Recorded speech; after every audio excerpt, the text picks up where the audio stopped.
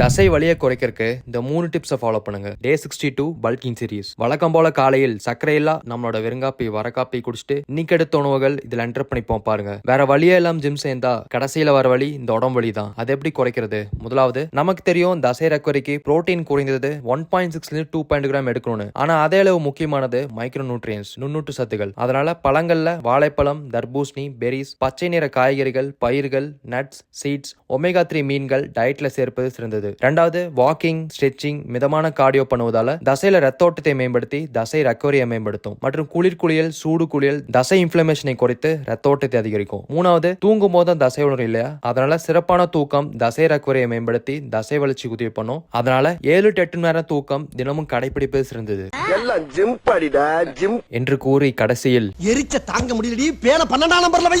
உடம்புலையில் அவதிப்படும் நண்பனுக்கு இந்த ரீலை ஷேர் பண்ணுங்க. கடைசி மீலா சிக்கன் ரைஸ் எடுத்தாச்சு. இந்த ரெசிபி வேணும்னா தம்ஸ் அப் போடுங்க. நீங்க தம்ஸ் அப் போடுவீங்க தைரியத்துல தான் வீடியோவே எடுத்து வச்சிருக்கேன். அதனால வேற ஏதோ போட்டு விட்டுறாதீங்க. ரெக்கவரிக்கு அஸ்வந்தா போட்டுட்டு 10K ஸ்டெப்ஸ் கோலம் முடிச்சாச்சுங்க. எண்ணத்திற்கு கவர்ந்தெழுக்கும் சக்தி இருக்கிறது. மீண்டும் நாளை சந்திப்போம்.